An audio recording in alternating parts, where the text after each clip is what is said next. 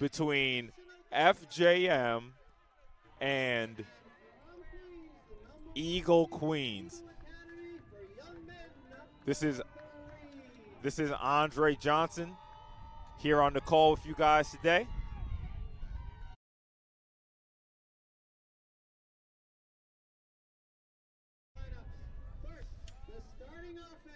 So we're going to go to the field microphone. We're going to go to the field microphone for the player introductions. At wide receiver, number 4, Elijah White. At running back, number 7, Ahmed Sisi. At wide receiver, number 11, Wade Evans. At wide receiver, number 12, Boyce Emmanuel. At tight end, number 22, Tyrese Butts. At center, number 50, Matthew Quinones. At left tackle, number 59, Sharif Salam. At left guard, number 69, Jameer Damon. At right guard, number 71, Amari Britt. And at right tackle, number 75, Elon Brizon. And the rest of the Frank Macchiarola Sharks. And now the starting defense for Eagle 3. At linebacker, number 2, Corey Gibson. At linebacker, number 6, Elijah Thompson. Number 8, Jared St. Fort. At linebacker, number 11, Khalil Holder. At cornerback, number 16, Kale Esso. At cornerback, number 19, Jordan Smith. Yes, second. sir. Yes, sir. At safety, number 25, Christian Wardlaw. At defensive end, number 48, Adrian Sidney. At offensive tackle, number 55, Jalen Cobb. At defensive end, number 56, Raheem Pfeiffer. And at defensive tackle, number 88, Elijah Stafford. And the rest of Eagle 3. At this time, ladies and gentlemen, we ask that you please rise. The flag is located on the field house side of the field. Please join us in honoring America with the playing of our national anthem.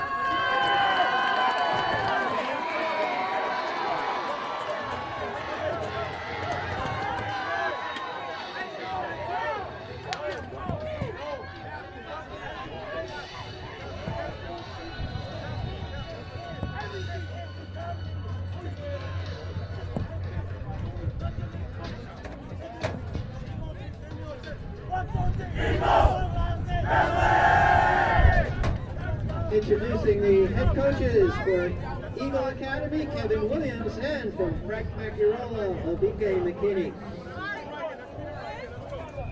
Meeting the captains for today's game for the coin toss. Your referee, Adrisa Gandega. Your umpire, Aaron James. Head linesman, Jamal Kalin. Line judge, Scott Rothman.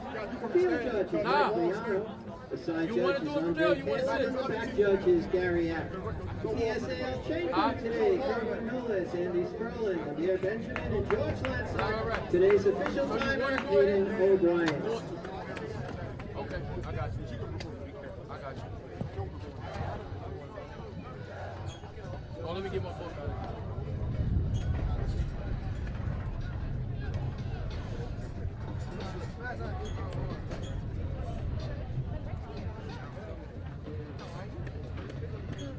Yo, Dre! What's up, my guy?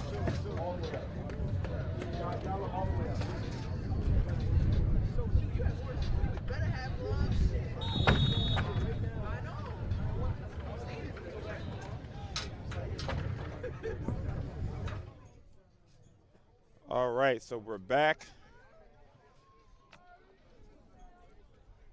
Hopefully you guys enjoyed the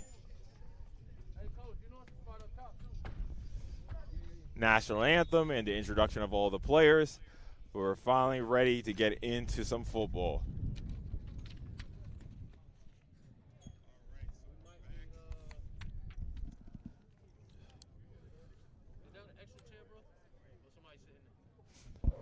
Somebody is going to be sitting there. All right, so the captains are out. And in the last matchup, in week 7 or week 8, Eagle Queens was able to get the match. It was able to get to win in the battle of the unbeatens. So Eagle Queens is the lone unbeaten in the 2A. They won that game 22-12. And Eagle Queens will defer to the second half. Mitz.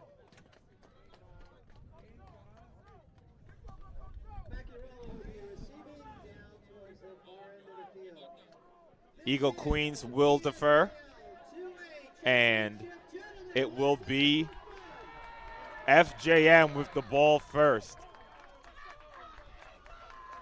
And as you can see in the bottom left, our sponsors for today is Lights Out Performance. That is run by Coach Wayne and Coach Nook, and we'll talk about them more later. So there is no chat today, unfortunately. So it's just you guys and me. Mr. Ray Jarvis should be coming in later, so we can have some color commentary on this as well. But for now, it's just me. And this is the first of 4 PSAL championships we are bringing you guys. So again, just want to give a huge shout out to our sponsors, Lights Out Performance. We have 2 other sponsors as well. You'll see them as the game goes on. But for now, we are ready to get the 2A championship started. It's a low kick, and it's recovered well. So it's going to be 1st and 10 for FJM on the 40-yard line. And quarterback for FJM is DeHarris Haney, number 3.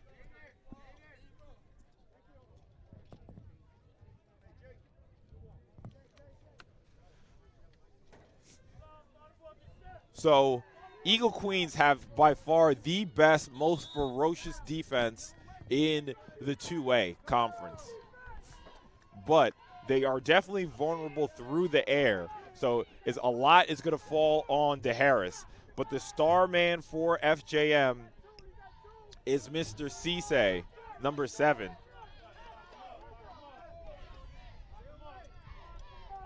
Hands it off Fakes it to Cisse. DeHarris is going to take it himself. Tries to make a man miss. But again, just like I said, that ferocious Eagle Queens defense. Number 8, Jean Baptiste, was there first on the tackle. About a pickup of 2. So you see the Sharks are moving quickly. 3 to the top of your screen. And in the last game, number 5, Jacob Reed, was an absolute beast. Let's see if he can repeat that today. Sends a man in motion. Hands it off to Cisse. But again, he gets to the outside somehow. Mr. Ahmed Cisse makes something out of nothing. Was bottled up in the backfield, able to break a tackle and make it into a 3rd and 1. I thought he was a little closer than that. So it's actually a 3rd and 3. First down is right at midfield, and the Sharks are on the 47-yard line. So it's a 3rd and 3 for the Sharks. Jet sweep. Has a lot of room to the outside. Can he get there? Yes, he can, and that'll be enough for a Sharks first down. So now they're in Eagle Queens territory. So this is already an improvement from the first matchup. The Sharks are having a lot of struggles running the ball in that first matchup, and that's their bread and butter. So it's definitely a great sign for them that they're able to run the ball much better.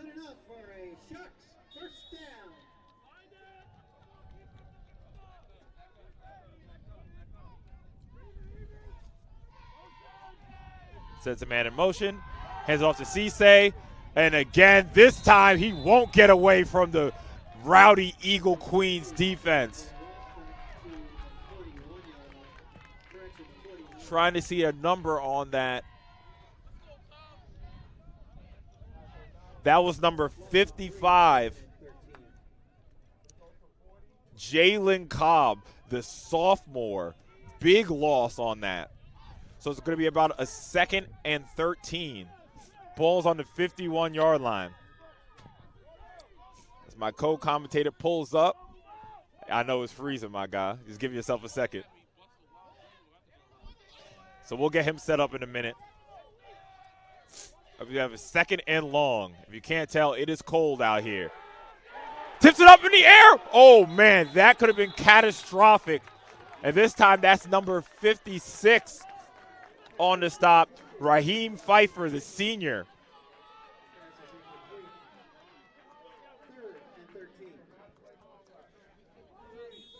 So it's going to be a 3rd and long for the Sharks. We are on top of the roof. It's windy, it's cold, but we're delivering this to you so you don't have to be out in the cold. DeHarris looking to throw, looking for the wheel. Gets the crossing route, but it's well covered. That's Khalil Esso on the tackle.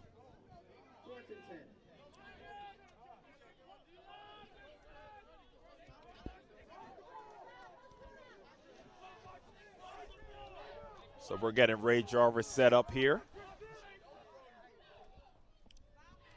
High snap, able to handle it. Good punt. Doesn't even try to field it. They just lose so much. They lost about 20 yards because Esso didn't field the punt. And now Eagle Queens will have the ball on their own 1-yard line as we bring in the infamous What's going on, guys? Mr. Ray Jarvis. What's up, man? Championship atmosphere here in Brooklyn. New setup. Extra security. It's a zoo out here. But we are in the building, Sage Media Solutions, Championship Saturday. And the ambiance, I got to tell you, is very fitting of a Championship Saturday. A lot of energy on the sidelines. I got to be on the sidelines before I made my way up to the roof to call this action. And this is what you like to feel when there's football and championships on the line. A lot of emotion, a lot of energy. Everything is at a fever pitch right now. Absolutely. Championship Saturday. Eagle Queens from their own end zone. A toss. Does he get out of the end zone? He just gets out of the end zone, Ray. Great pursuit there on the defensive side. A very conservative play caller. Try to run the sweep to the left. But they were lucky enough to avoid the safety. Yeah, they need to. Conservative is their best friend right now with their backs against the wall. I mean, sometimes you got to be a little aggressive. Zag when they zig. Everyone expects you to run the ball, or run a little play pass and try to stretch the field. So I can tell what kind of coach you'd be. Risk Aggressive. taker. Aggressive. From the 1 yard line, he's saying run forward. I'm from the Steve Spurrier lineage, the Sean Payton New Orleans lineage. We're going vertical. Hey, I like that. Let's see if Mike Martz for the Rams fans out there. Y'all know the vibes. Let's see if Eagle Queens opens up the playbook as they're on the 1 yard line. No, they're at actually the 2 yard line. They got a yard there. One man split out to the right. Patah just hands it off, and that's a good gain, giving them a lot more room to work with there. Decent run near the 5 yard line. A lot more positive yardage as opposed to what we saw on first down, making it about, I would say a third and manageable situation coming up. So Eagle Queens has 2 of the league leaders on their offense. Patah Severin is the leading passer in the division, and freshman Kasir Wright, the most receiving touchdowns in the division. So they have quite the dangerous offense. We got to see it here on third down. You don't want to give your opponent great field position coming out of a 3 and out. We need to see a first down here. So Patah under center. Throws a toss. Can he get to the edge? He has a good block, and that's going to be enough for a first down. Great job running. Great run, turns the corner, turned on the Jets, got the first down, then an additional 10 yards after the first, completely out of the danger zone, setting himself up to now open up that playbook. So Elijah Thompson doing a great job on the toss, as Eagle Queens will have it 1st and 10 from the 16-yard line. So, Ray, if this is a touchdown drive, this is a 99-yard touchdown drive. You don't see that very often, but speaking a little early, as we are going to see our first timeout. Eagle Queens calls the first timeout. Yes, sir. Yes, sir. Follow us on Sage Media Solutions, the website, sagemediasolutions.com. If you're in here and you're tuned in, make sure you hit that like button. Also subscribe. Lock in with Sage Media Solutions everywhere. Absolutely. So we're about to run some ads. So just waiting for it to come onto the screen. But you see in the bottom left-hand corner is Lights Out Performance.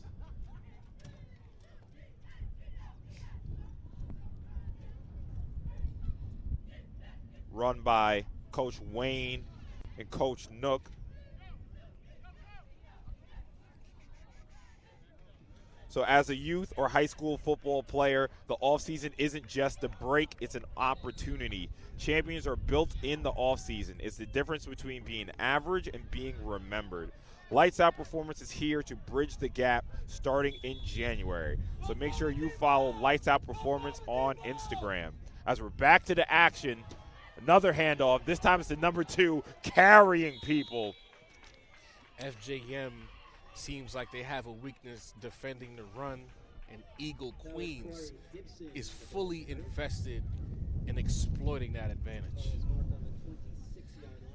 So that was Corey Gibson on the run. Out to the 26-yard line. No.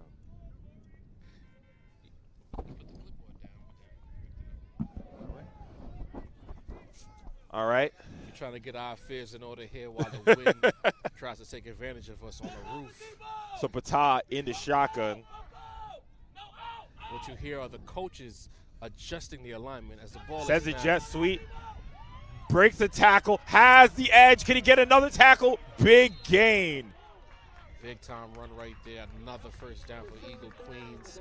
Another first down on the ground for Eagle Queens as they are completely imposing their will on the ground right now. FJM is going to have to make some adjustments if they think they're going to be in this ball game. Because it's one thing, it's cold outside, and you will lose your will to tackle if they keep running the ball this way. Yeah, so this is December football. Not only December football, but it's December football in the Northeast. So we all know what that brings. It's like the second after Thanksgiving, the temperature just drops. It's been a long time since the Northeast, at least in New York City, has felt like this as well. So I'm not mad. So it's going to be a new set of down for Eagle Queens. Sends the counter. Breaks another tackle. Has a link. Stiff arms. Ooh, I like that stiff arm. Big time run right there. Finishing it off with a powerful stiff arm. A statement run if there has been one on this drive. Bounces it outside. One man to beat. He couldn't beat him, so he decided to fill him instead with that big stiff arm. So Elijah Thompson has been having a big drive as this drive started on the 1 yard line, and they are now taking a snap in Sharks territory. So this is not a good start for the Sharks defense. On the other side of the 50-yard line, 49-yard line of the Sharks, we're going to have to see something from the Sharks. They look a little tired. I see some hands on the hips as well. But if you look at the line-to-line matchup, Eagle has the advantage as far as O-line and defensive line. And they hand it right back to Mr. Gibson. 5 yards here, 6 yards here, 8 yards here. You see the game plan for Eagle Queens coming into this one. Eagle, boy, they're leaning all over this front. And at this point, the question is, do you even bother to throw the ball if this is working? Listen, man, it is. I played wide receiver in high school. This is not exactly the weather I want to catch a beam from my quarterback, to be honest. And the Sharks take a timeout. Now, Andre, get some hand warmers. You'll be all right. Catch it with your body or something. Something. Another timeout on the field. So now each team has taken a timeout.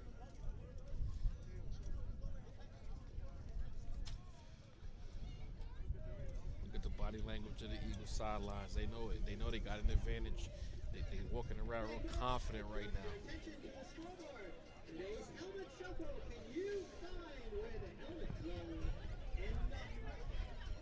So this will be a quick timeout here. Eagle Queens already back onto the field.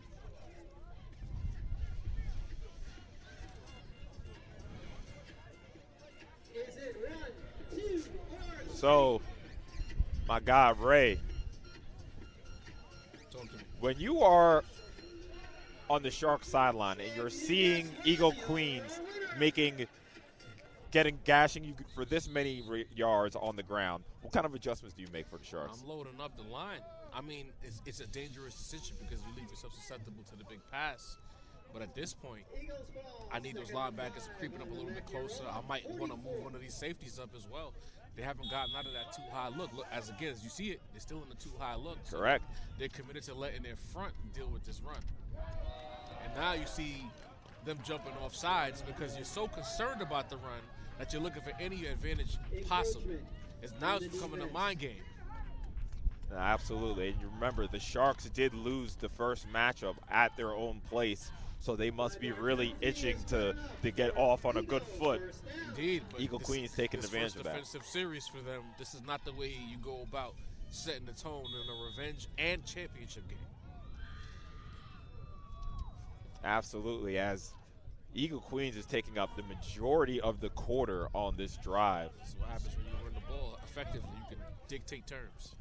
New set of downs. Corey Gibson in the backfield. Now we have a single high look. So they brought a safety into the box. Hands it off to Corey. Breaks another tackle. Another 10 yards. New set of downs for Eagle Queens. Big time run there. So you can load up the box and it simply does not matter. Again, viewers, take a look at the size advantage that Eagle has. It's showing itself right now in this drive. They are pushing their opponent off the line and getting whatever they want on the ground. And again, just a reminder, this drive has started on the 1 yard line. Eagle Queens is now on the 28 yard line. Has not thrown one pass.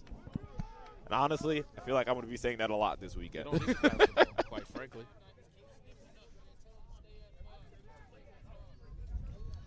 So a new set of downs for Eagle Queens.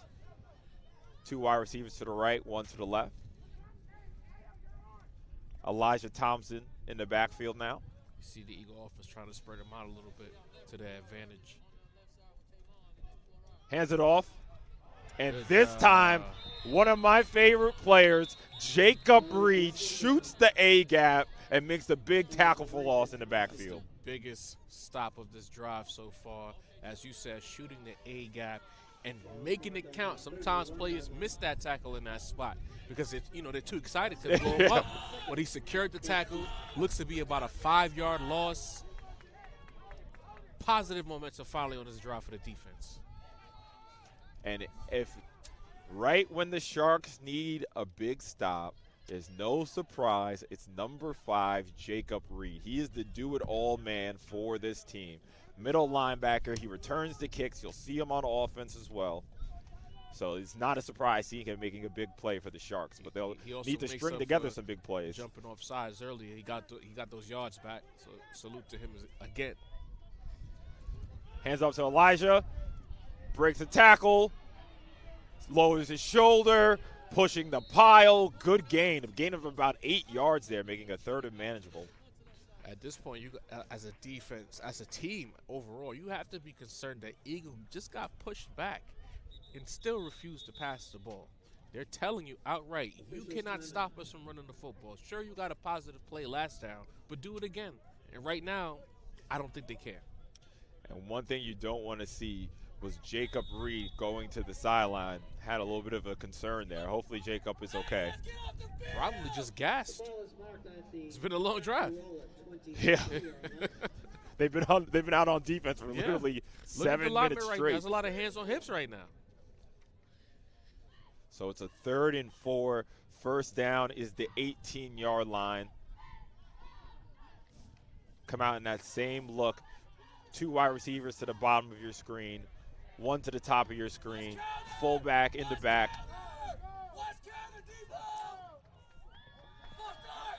Oh, and number 75 goes for a false start for Eagle Queens. That's their first mistake of the game, Well, pretty there you much. go. What I like to call discipline penalties. When you lack discipline, you usually give up about 5 yards in those spots. You jump off sides, false starts. Those penalties always come back to discipline or a lack thereof. Especially on a 3rd and short. Now Yeah. it's a 3rd and long Yeah, now. you've changed the entire dynamic of this drive with one poor decision. So now it's going to be 3rd and about 8. Let's call that 3rd and 9. So Eagle Queens might be forced to throw for the first time today. Will they? It's the question. Hands it off. Has the edge. Can he break a tackle? That's a good tackle from number 75 to get the stop. But I So don't it know if won't he got be the enough. stop. It looks like it's a first down. Is it 4th? Is it a first down? No, the first down is the 18, and they're on the 20-yard line. I just So it's saw going to be a 4th and manageable. That's the first down, end of the Andre. first quarter with your score, Eagle 3-0, Frank Macchiarola 0. So again, I'm sure you guys heard, it's the end of the first quarter. Our score is still 0-0 after a very long drive. That was the first down, indeed. I didn't think he got it. I thought he was at the 20-yard line. Look at the referee, Andre. He flipped Wow. it over with the first down.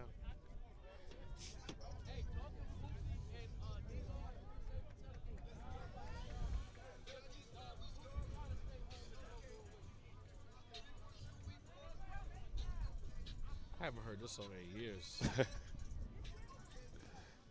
You think you can stop the run? As we're going to the other side of the field, we're trying to get the other ads going.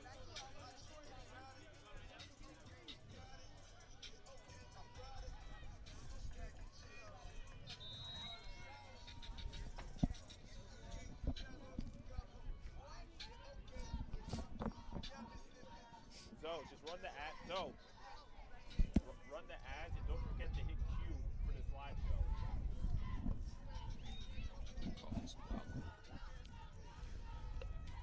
So I was going to ask you, Ray, how you feel about that first quarter. But I guess it's pretty obvious, just domination from Eagle Queens.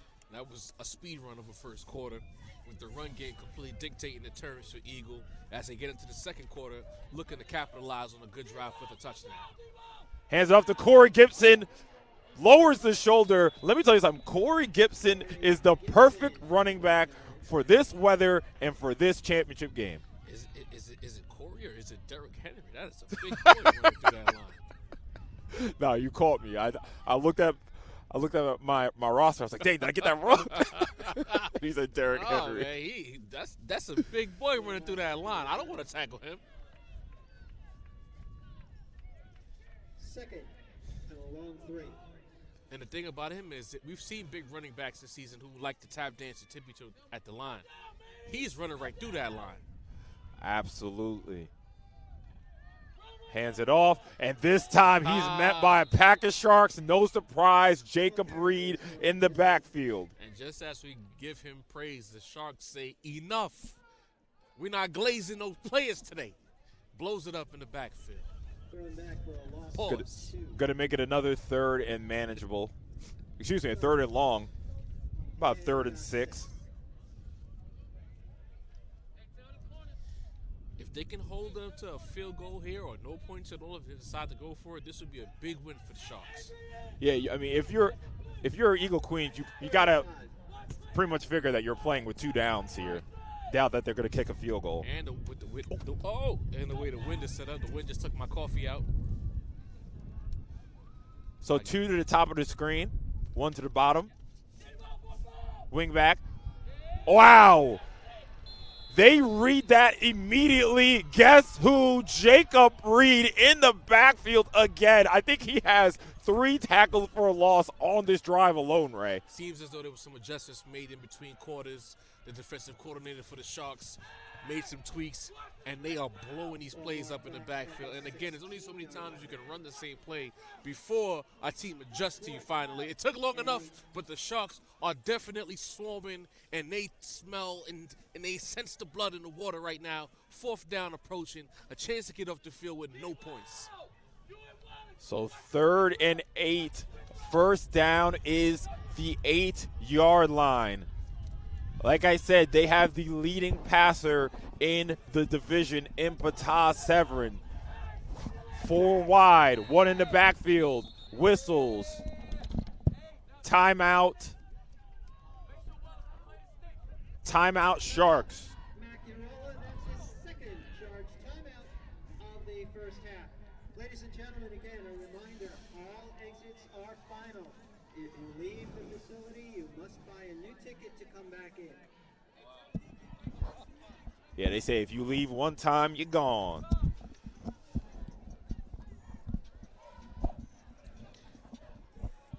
Just had to discard the rest. I had like 2 more sips of my coffee, y'all.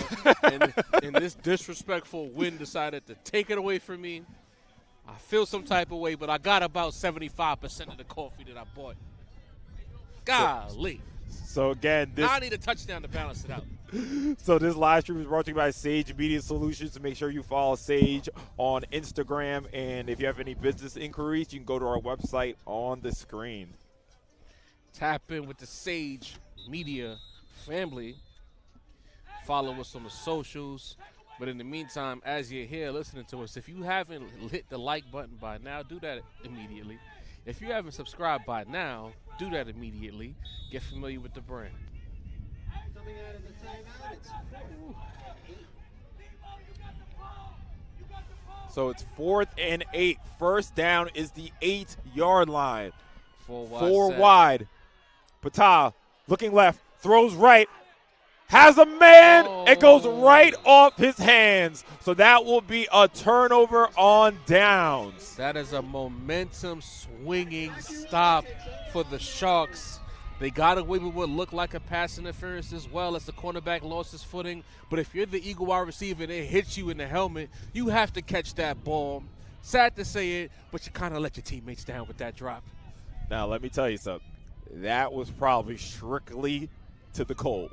Yeah. Honestly. See, y'all wide receivers, it's too cold. You got to catch that, man. Quarterback put it on the money. So when it comes to that and it comes to this weather, you might not be able to catch it traditionally with your hands. Use your body, whatever it takes to catch that ball. It's the championship game. So now the Sharks, after that long drive, finally get a stop, and they'll have it 1st and 10 on the 16-yard line. Let's see how they approach this drive, how they take advantage of the momentum swing that we just saw right there. To get off the field with no points is an absolute win and maybe a championship-making win for the Sharks. Tries to run counter, and again, that ferocious Eagle Queens defense all over that run. Eagle defense is going to look to try to maintain a certain level of control after they offense to finish that drive. This is probably one of the first truly biggest drives of the game coming up right here. Gain of 1. 2nd and 9. 2nd and 9 coming up for the Sharks. A lot of times 2nd and long, and more often in football situations, that's an obvious passing situation. But at the high school level, it can also be a run. So let's see how the Sharks decide to approach this.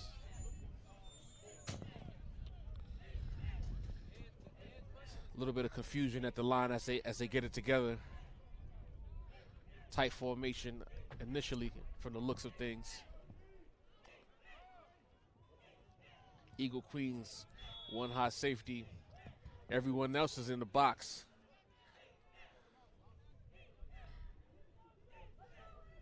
Under center. Man in motion with the snap. Little misdirection on the run. He's out to the 30. Pardon me. He's out to the 20. Put down at the 23-yard line. Looks like about a 5-yard run. Solid job right there. Ball is marked at the 23-yard line. It's going to look like probably be about 3rd and 4 coming up.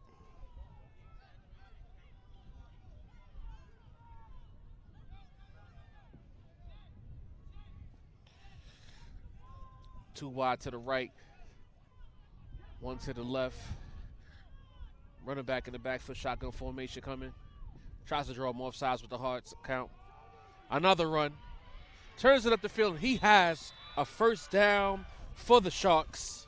Number 21, Robert B.J. Macklin gets the 1st down for the Sharks. Positive start to the drive. Again, this is a momentum swinging drive. If you're the Sharks, you want to put points on the board. If you're Eagle, you want to make sure that you don't give up any points here, because it would be a complete loss to march down the field, not score it, and turn around and give up points on the flip side.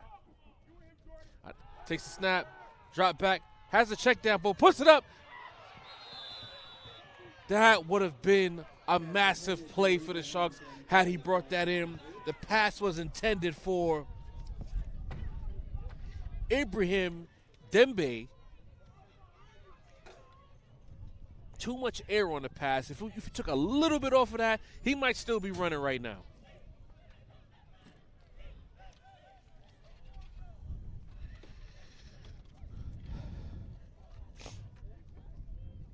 If you hear me sniffling, it's because there's brick out here. 3 wide set, 2nd down for the Sharks. Back in the shotgun. Looks like we're going to finally see some passing plays. And as soon as I say that, he hands it off to B.J. Macklin, who turns it up the field to the 50-yard line before he loses his footing. Another big play for the Sharks as they are taking advantage of every opportunity right now. Robert Macklin taking the ball into Eagle territory. Ball is marked at the It's something to be said about understanding the moment, understanding the situation, knowing that you dodged one on defense by getting off the field and getting that stop, and the Sharks have seized the momentum here during this drive. 1st down, 49-yard line of Eagle Queens, still in the shotgun. Man goes in motion, takes the snap, play action pass to the flats, turns it up the field before getting brought down after about a 6-yard gain.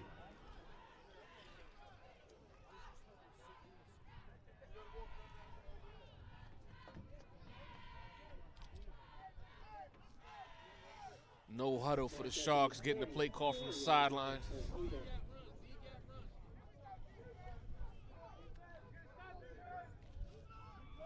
Second and 5.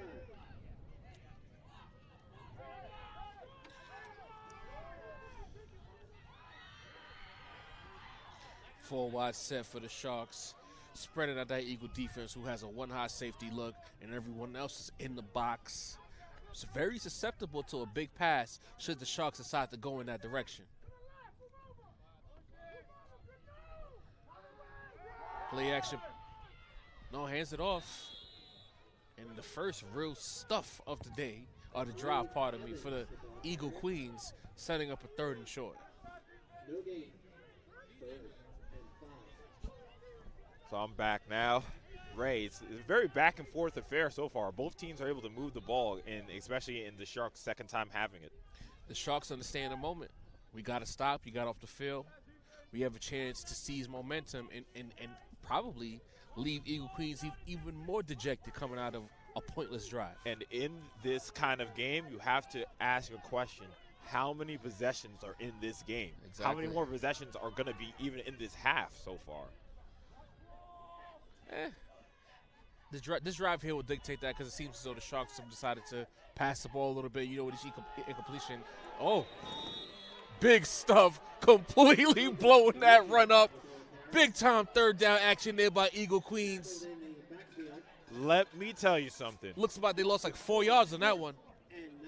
When you look at a defensive lineman, you want them to do that. Yes. Push the guard right back into the play. That's all called him. being a disruptor. He blew the entire – he pushed the guard into the running back. That's what I'm saying. That's what you ask a man to do as a D lineman. That is a great rep.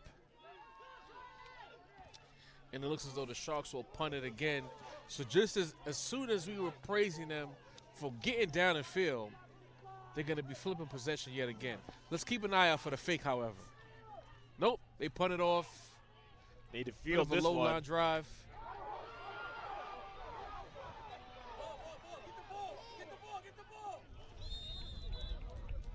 And we are still scoreless. A couple of really good-looking drives stall out with no points. And a lot of times in these championship games, you don't see too much points in the first half if both teams are kind of evenly matched. And that script is kind of playing out right now. Return to the 24-yard line. Absolutely. So it'll be 1st and 10 for Eagle Queens on the 24-yard line. Eagle will look to pick up where they left off on the last drive. More power runs, impose they will. Maybe we'll see more from the passing game with this drive coming up. And let me tell you something, Ray. So that's the 4-minute warning. Officials timeout. That is The first the score 4-minute in warning. this game is going to be so important because that will dictate the rest. Because now if you're playing from behind, you have to throw in this cold, and you never know what could happen. I think the first score of this game will take the lid off both teams' playbook, because as much as we're seeing some offense, it's still a very deliberate script as far as the play calling for both sides. So it's going to be 1st and 10 for Eagle Queens. Ball is on the 29-yard line. Elijah Thompson in the backfield. Hands it off to Elijah. Has a bit of a lane. Great block on the edge. Number 8. Number 6. Jared St. Fort did a great job blocking, and that should be enough for a 1st down. Eagle keeping it on the ground, this time getting out of bounds, stopping the clock. You know they want to get points after that last drive. 7-yard line, good enough for another Eagle 1st down. If we go strictly on yards, Eagle has dominated this action. So let's see if they can finally have the scoreboard match the yardage. Let me tell you a $1 billion idea, and I'll tell every 300 some odd people in the chat or watching a $1 billion idea. Whoever can make an indoor football facility that could fit, Please. 700 people, you'll have every high school trying to do the championships there because it's cold. All right, 1st and 10, Baton in the backfield.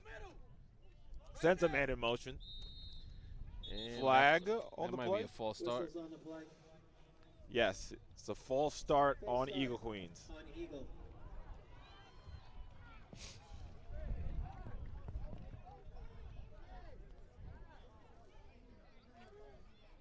Five-yard penalty brings the ball back to the 32-yard line. So this is only the 4th possession in this game. Well, when you have one drive go about like 9 minutes, that will happen.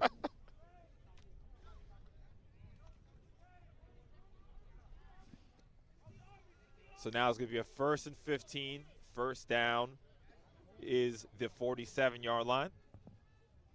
3 wide alignment for Eagle Queens as they make a slight shift to the running back. Takes a snap. Hands it off to him. Wow. He is met immediately from number 59, Sharif Shalom. The Sharks are saying, you better cut that nonsense out. There's only but so much times you're going to beat us with that play. You got to throw the ball now if you're Eagle Queens. You have to put the ball in the air. As you keep saying, the quarterback was the #1 passer in the division. I can't tell right now, Andre. To be honest with you, Ray, I honestly disagree. I feel like the way this game is going, you can run a jet sweep, keep it on the ground. It's a 0-0 game. Come on, Andre. It's just the big mistake is what you can't have in this championship game. Scared money don't make no money, Andre. So I want to hear that. And quite frankly, a few weeks ago, you didn't want to hear that either. A few weeks ago, it wasn't the championship game, Ray. Put the ball in the air. Do what got you here. Weather. Hands it off again. Scared teams don't win championships. Throw the ball, Eagle. And there was almost a fumble on that handoff. Thank you for not fumbling because Ray wouldn't have let me hear I would have let you have it. You run the ball. You see what happens when you run the ball over and over? Throw the ball. So it's going to be a 3rd and long. You might get your wish on this 3rd and long. Might air it out here. At this point, Eagles keep saying, we don't care about the yardage. We got to run the ball. They didn't throw until they absolutely had to the last drive, and that was on 4th and long. As you can hear in the background, one of the defensive coordinators for the Sharks is getting his team aligned, setting up another important 3rd down. 2 minutes left in a half. The Sharks want to stop Eagle from getting any kind of positive traction here. Too high safety. And another there's a flag. It looks like it's going to be illegal motion. Not sure what's happening on that motion. That's the 2nd time on this drive. A penalty on the motion. Discipline penalties rearing their head again. Bad discipline, you give them 5 yards. 10 times out of 10. So now it's about a 3rd and 20. Ball is on the. Honestly, is that like the original line of scrimmage from the previous one? You have an official's timeout right now.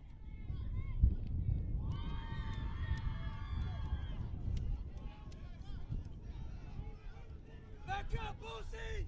Back up! It's about a 3rd and 20.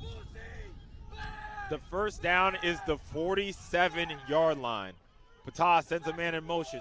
Trips to the top of your screen now. Patah looks at the trips, throws it, the deep out, and it is almost intercepted. Wow. Big time football play by the Sharks. But defense. there is a flag. Hold on. There is a flag, but it's a holding on Eagle Queens. Big time football play by the Sharks defense, breaking that pass up. It was almost a dynamic play with an interception. Had your boy been able to bring it in. Jacob Reed just couldn't bring it in. That would have been a huge break at the end of this half. So now Eagle Queens is getting ready to punt. And you know what I always say, there are 3 phases of football: offense, defense, and special teams. So they need to make sure they can snap and get the kickoff. A good kick at that, because some of these kicks I've seen this season have ended games. This is amazing. Bringing you inside the game here at Sage Media. Oh, wait, I forgot. Eagle Queens never punts. What? I forgot. Eagle Queens never punts. So they're going for it on 4th and 20. Who does that? And they throw the out route, but it's nowhere close. I haven't seen Eagle Queens in a couple of weeks, so I forgot about that. They never punt under any circumstance. This is where you give them a speech about it being a championship game and making proper decisions. Punt the damn ball. What are you doing? Hold on, Mr. Throw the ball. They finally threw the ball. Right, you don't throw the ball on 4th and 27. Hell no, you punt. That was a poor decision. And then you throw an out route, you didn't even get into the sticks? So it's going to be 1st and 10 in Eagle territory. The Sharks will have the ball on the 41-yard line.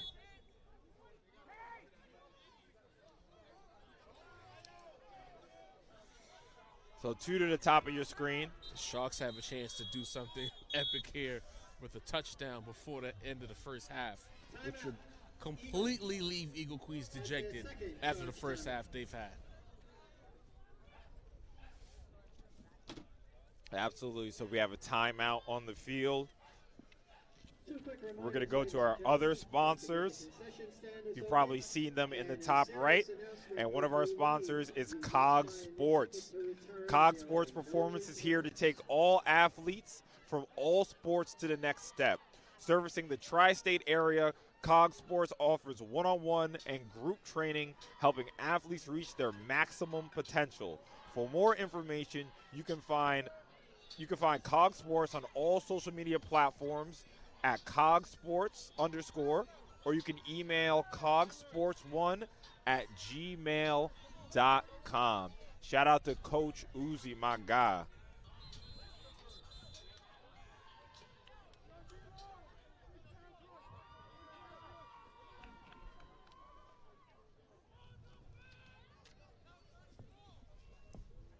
So Sharks coming out, and of course, we will get to that right after this one, but Chris Pierre, Luxury Real Estate. We're going to get to that ad read right after this play. Hands it off. Met after a gain of about 1. With under a minute left in the first half, I'm wondering if the Sharks have decided to just get it to halftime with the game tied. Second down will let me know a lot about what their plan is. Yeah, less than a minute.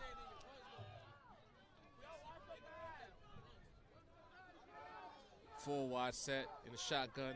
Play action pass. Shot play over the top. Well overthrown.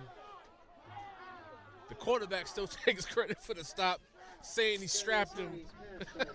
Corners are the funniest people in football, in my opinion. Third down for the Sharks coming up. Yeah, we're a little insane. But real quick, just to tell you about Pierre Home Solutions. So at Pierre Home Solutions, we don't just buy homes and sell homes. We open doors to generational wealth. Let us help you make the right move for today, tomorrow, and beyond. So shout out to Pierre for sponsoring. Takes a snap. Look at the pass. He had a matchup. Now he throws it into traffic, which is a bad decision.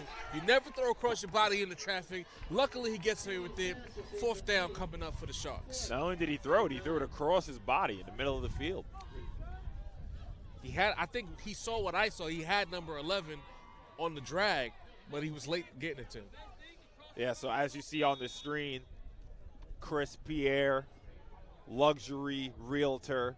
Make sure you contact him, and thank you for sponsoring the stream.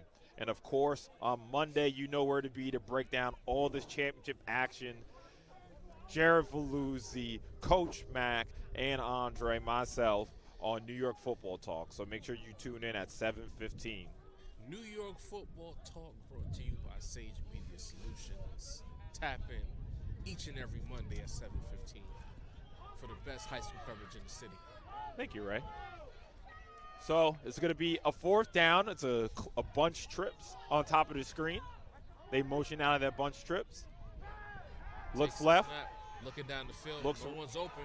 He puts it up anyway. Has the man in the middle of the field. Brought down at the 22-yard line. 12 seconds, 10 seconds. We need a timeout on the field to try to get some points if you're the Sharks and you have an injured offensive lineman who has a slight limp, but he toughs it out and jogs up the field. And that was Elijah White, number 4 on the catch. Elijah had 97 yards and 2 touchdowns in the semifinal, and he gets a big catch on fourth down. Right on time, but the question is, with this swirling wind, do you just try to keep throwing the ball into the end zone, or do you kick the ball and try to get some points? So they definitely can't kick it.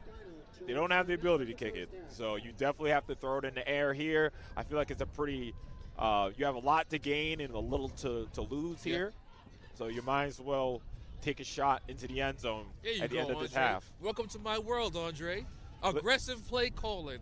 Get vertical. Listen, you Get have some aggressive points. play calling to my right, and to my left, which I am standing, you have measured play calling. you Measured, Ray. Championship time, baby. Throw that ball. So, yeah, Mr. DeHarris, after making kind of a wild throw across his body, is able to convert on 4th down, and we're still looking for our first score on the day. Trips to the bottom of your screen. Isolated, it looks like number 6 on top. I'm going right to that isolation. It's going to be him on that island. As he looks to the bottom, rolls right, throws, has a man, but way outside, incomplete. He actually throws it over the fence, so they need a new football. And he had number 6, who was isolated on the post route, if he was just a little more patient about throwing the ball. But he seems like he likes to roll to his right when he throws the ball, and that sometimes that takes you – you take away essentially half the field by rolling to one side. And now they're going to take the points. How many – they're kicking this field goal? Yeah. I saw the quarterback jog off the field, so that tells me field goal time. This is, what, a 37-yarder? It's an interesting choice. It's a 40-yarder. Yeah, it's nowhere close. Yeah, that's on, what I'm trying to guys. say. They can't. I don't think Come they on, can guys. kick. And that ball is still live. How would the ball be live? Are you saying it's blocked? No. Referee didn't blow that whistle until that ball was touched, so it was live. Whether right or wrong is a different conversation.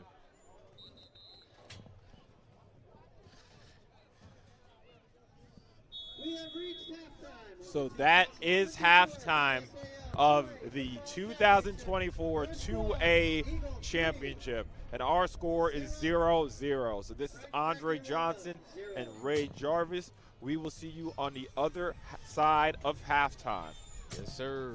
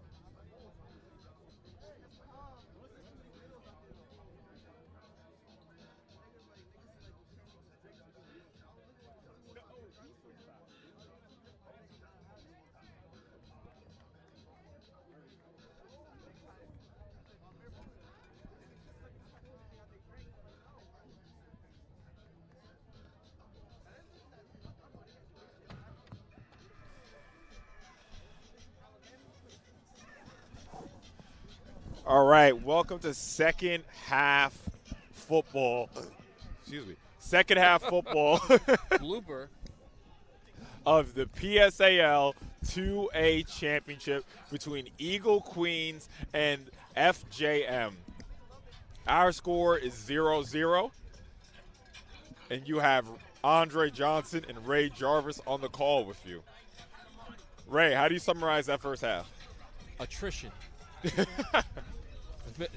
Both sides made some positive plays, got some positive yardage, but in the end, both sides' defenses stood up when they needed to, keeping this game scoreless as we head into the third quarter. So we will get ready to start in about a minute and a half. Big shout out to the Sage team out here in this cold weather, persevering and making it happen. Shout out to Zoe in the cut.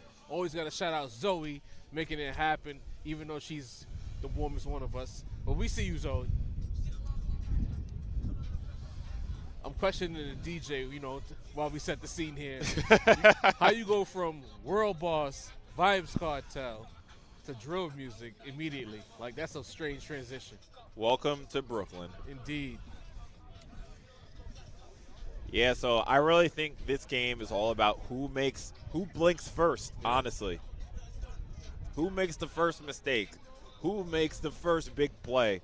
And I think, honestly, at this point, I think that might just be the decider in this game. It's that, and it's also, I think, now that we've gotten a half out of the way, both sides' coaching staff, they haven't fully leaned into their playbook. I think in the second half, they'll get rid of some of those championship jitters, and we'll see a more action-packed second half for both sides. Let me tell you something. It is do or die. There is no tomorrow. So why not leave it all on the field? There is no tomorrow. There's a movie scene that's from that I can't remember. That might be Any Given Sunday. So again, just want to give a shout out to our sponsors, our title sponsor, Lights Out Performance, and our other sponsors, Pierre Realty and Cog Sports. Really appreciate you guys for sponsoring the Vision. So just give us a second. We have to bring the main camera back on top of the table. It is very, very windy. So you might see the camera kind of shaking for a minute.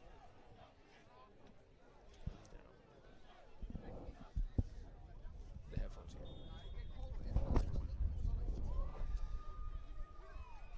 Perfect.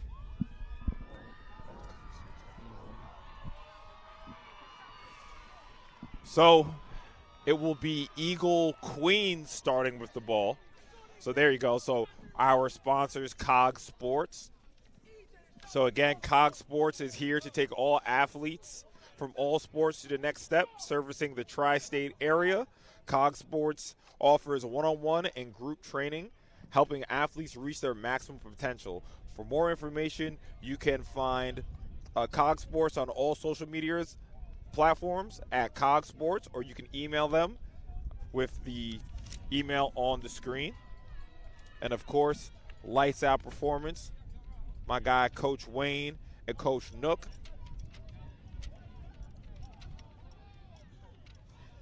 As a youth or high school football player, the offseason isn't just a break, it's an opportunity. Champions are built in the offseason. It's the difference between being average and being remembered.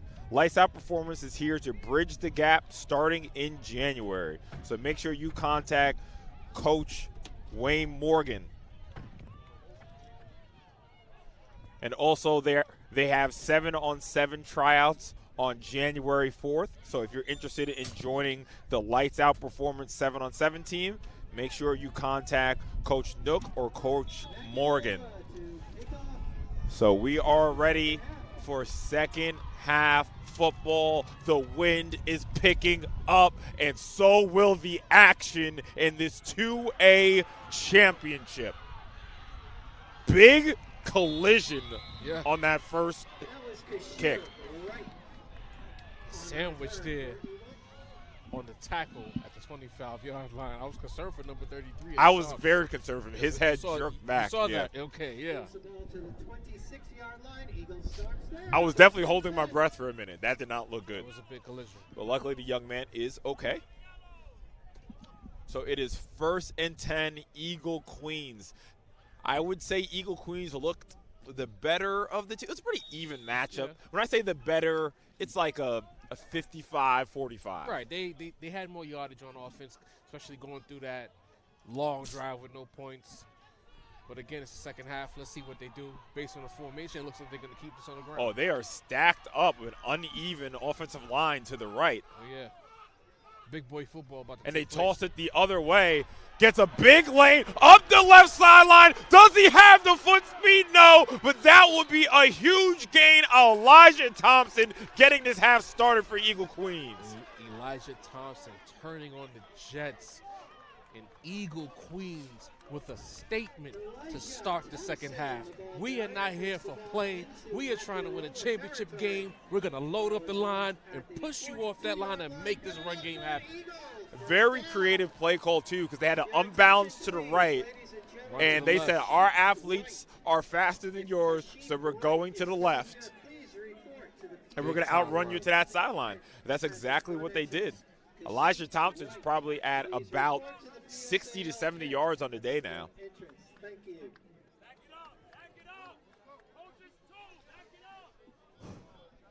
So that's nice coming out the half. Some energy coming out the half. I like that. Like I said, you're going to see more dynamic play calling in the second half. I think everyone got the jitters out of their system. Speaking about that, 2 wingbacks. Look at that. A reverse. You see, he got to turn that Not corner. fooled, but he gets enough for the edge. Can he get a block? Yes, he can. Out of bounds. Kyle Esso.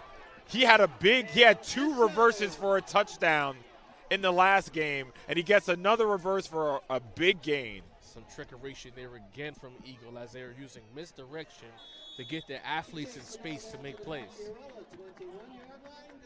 I love that.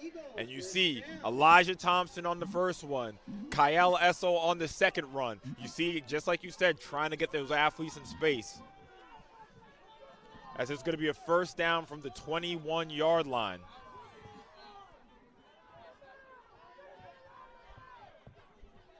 Eagle taking their time getting to the line. Again, another uneven. They toss it to the left. A lot of space, but the Sharks close it well. Ball's out, but it goes out of bounds. Great job flowing to the football by the Sharks. Quality pursuit, because that could have been a touchdown if they were a step slower. Yeah, because I honestly thought it was a touchdown, and then it's like the second I said it, you just saw a pack of Sharks.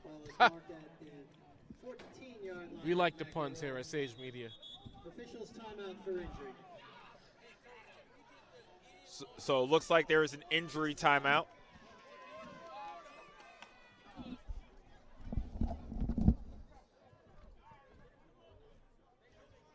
Officials timeout, but Eagle Queens early on using speed and all of this grassy real estate to their advantage as they are already in the red zone looking to finally put points on the board.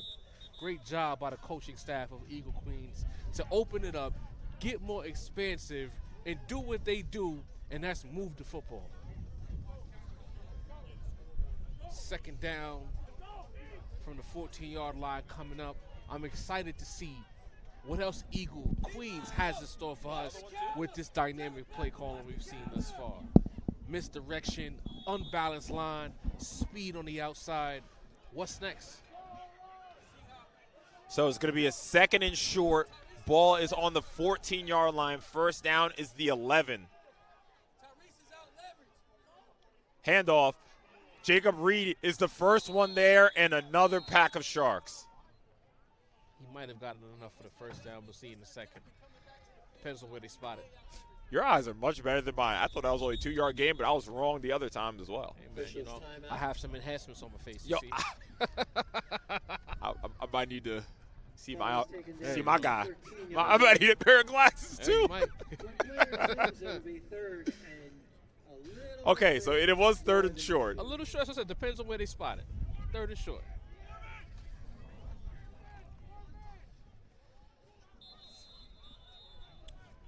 So again, shout out to our sponsors. Lights Out Performance in the bottom left.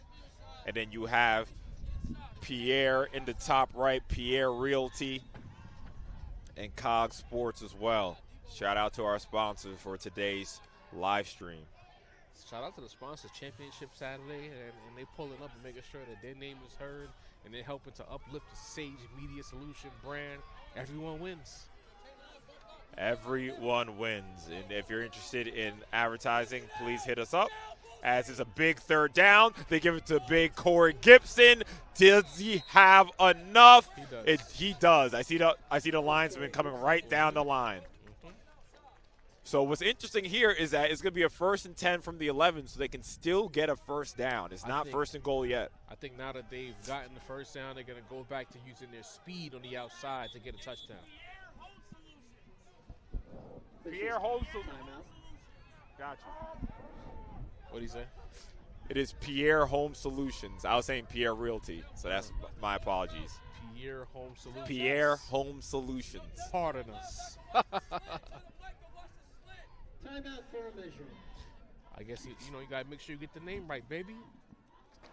Sage Yes. Media Solutions alongside Pierre Home Solutions. We got all the answers. Oh, wow, that's really hilarious. I didn't even got the realize that solutions. myself. You guys are definitely hearing the head coach right next to us. Yo, Wally! 1st down, Eagle. Wally! Like I said, it's heated up here. All the coaches competing to be Coaches 2A champions. taking you inside the game at Sage Media Solutions. Who needs to be mic'd up? They're going to come up right next to you. They're going to take your mic. Listen, you want to know how a football game sounds? Now you know. It's a lot of yelling. So it's a There you third. go, right on cue. So it's a 1st down from the 11-yard line. Again, Eagle Queens can still get a 1st down. Patah hands it off, and he is met in the backfield. Do I even need to read his name out anymore? No. Jacob Reed. He's the sponsor of this live stream. How about that? I'm getting very disappointed in Eagle Queens because what the hell is this now? Pardon the language, but you use your speed and your athletes, misdirection to get into the red zone, only to now get conservative for 3 consecutive dives. What are we doing here? Now we have an injured player for the Sharks on the field. Yes, and that's a big player. That's Tyrese Butts. He looks like definitely he's in a lot one of pain their right now. talisman on defense. Helmet is off.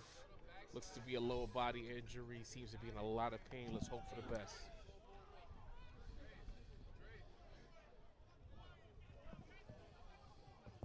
Might have gotten rolled up in that pile where they brought down Gibson, in fact. Because it's right near the tackle.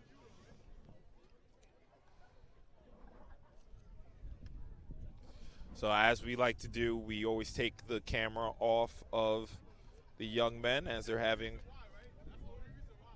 a bit of an injury.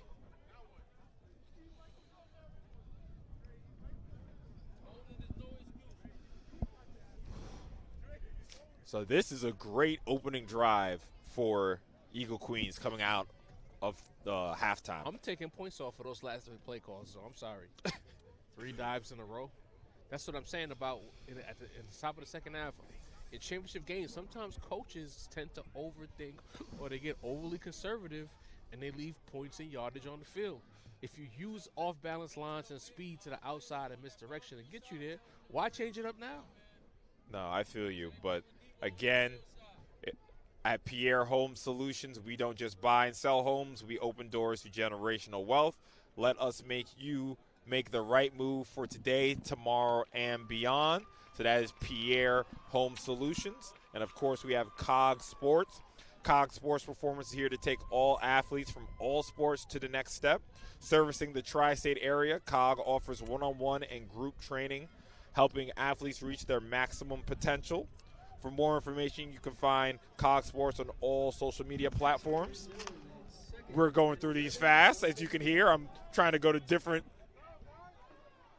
platforms. So I guess, again, our title sponsor is Lights Out Performance. As a youth or high school football player, the offseason isn't just a break, it's an opportunity. Break in that. Outside, Could this be the corner, first past the touchdown? blocks, and he is in for the touchdown as Eagle Queens finally puts points on the board. Again, getting on the outside, using their speed, and now we finally have our first touchdown of the game. And just like I was reading out the Lights Out Performance ad, you could definitely tell Elijah Thompson is the Lights Out Performer of the day. Let's call it that, because Elijah has been tough all day long. Big time run, big time play calling, and they must have heard me talking, because forget those dives. Get on the edge, use your speed, and make a play. As they're going for two, and it looks like they're in the Wildcat with Corey Gibson. Corey will take it right up the middle, and he won't get it. And those points always come back. So our score is 6-0 Eagle Queens. Another dive, by the way. I just want to point that out. So again, let me just read out that ad read for Lights Out Performance. As a youth or high school football player, the offseason isn't just a break, it's an opportunity. Champions are built in the offseason. It's the difference between being average and being remembered. Lights Out Performance is here to bridge the gap starting in January. As you see that instant replay, Elijah Thompson just taking the toss to the right, getting into the end zone.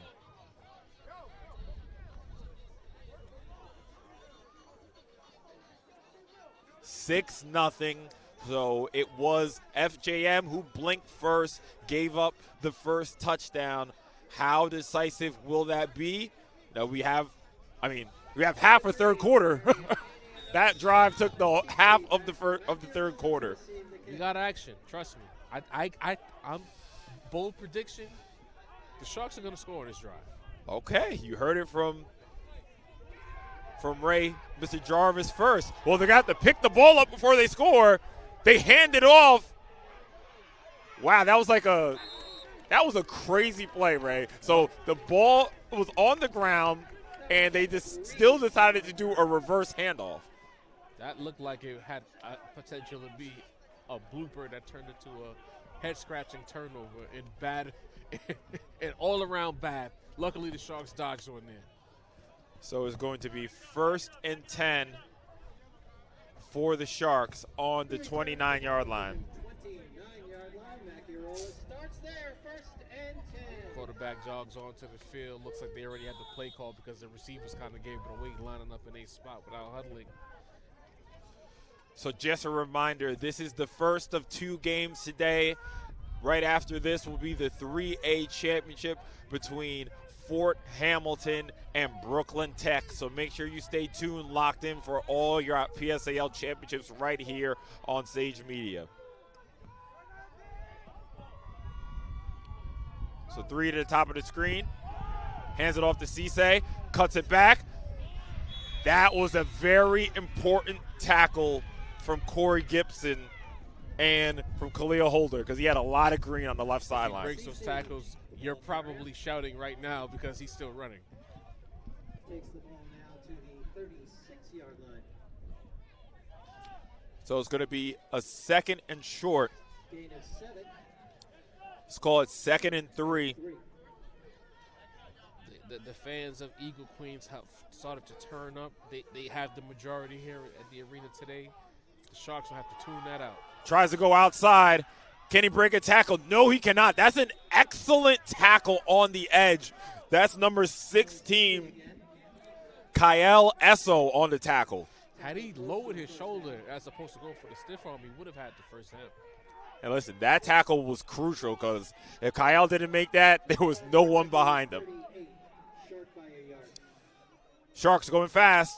Try to sneak it, and they have more than enough, or just enough, I should say, for the first down. A lot of urgency so far. You can finally see the body language of the Sharks change. They understand the situation.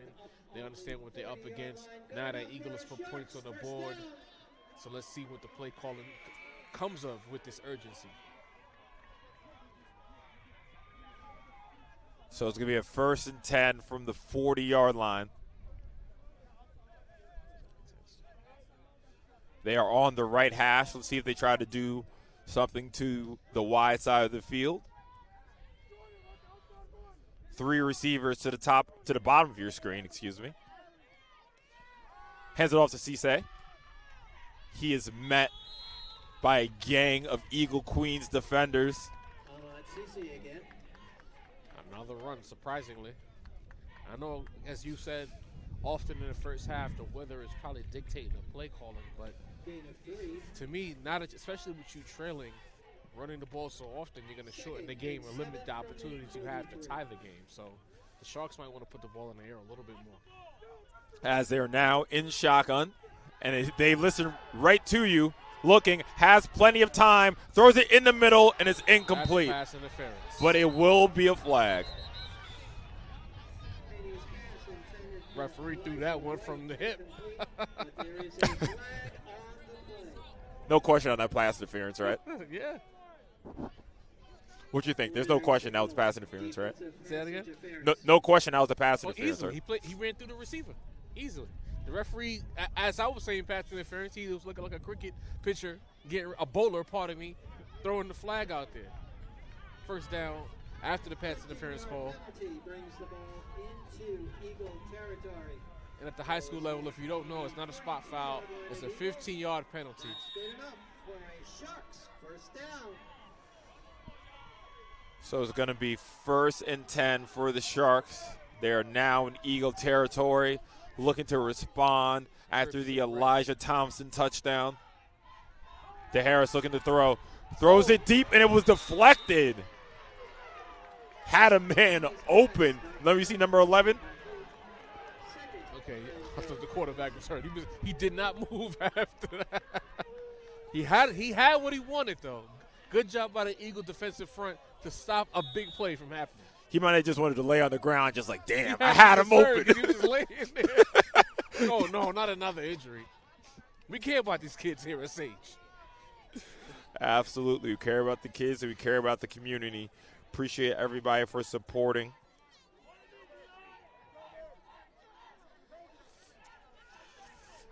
As it's beginning to warm up a little bit, I'd say. I know you had a hot cup of coffee at halftime. That's why.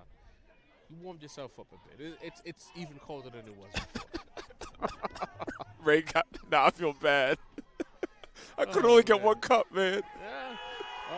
I swear. I was like, I see my man coming one cup. I can't get a cup. We in this together. So it's 2nd and 10.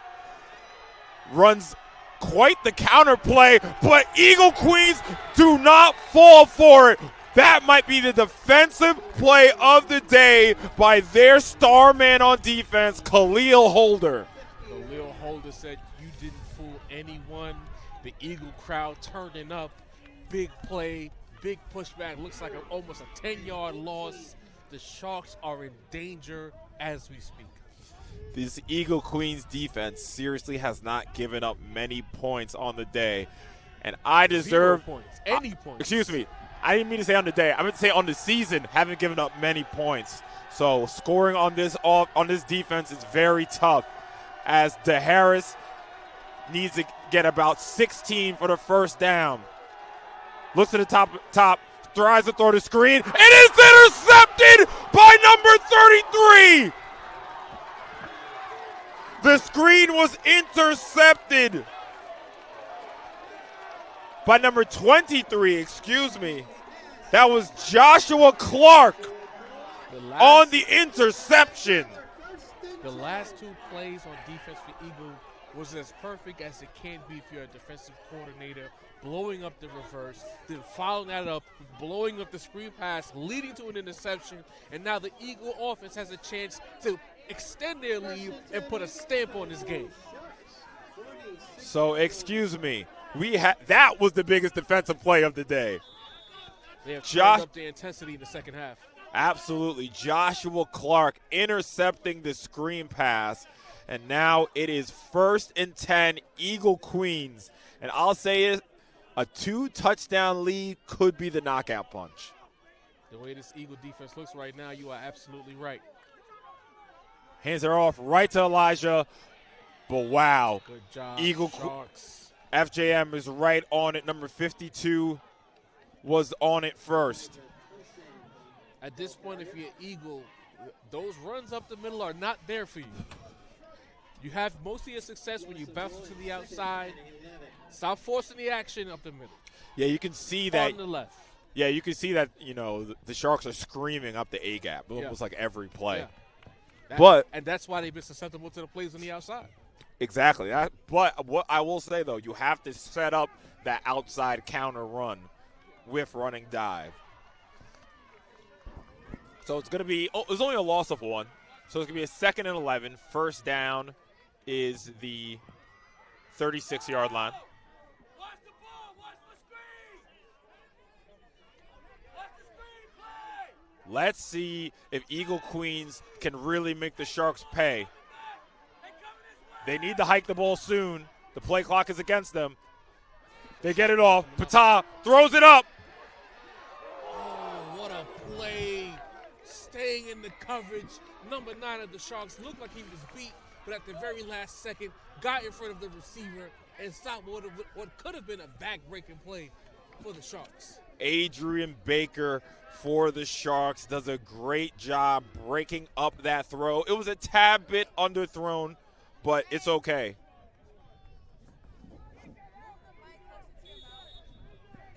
Pass intended for Josiah Rushing falls incomplete. So that was Josiah Rushing From the 47. on the receiving end of that.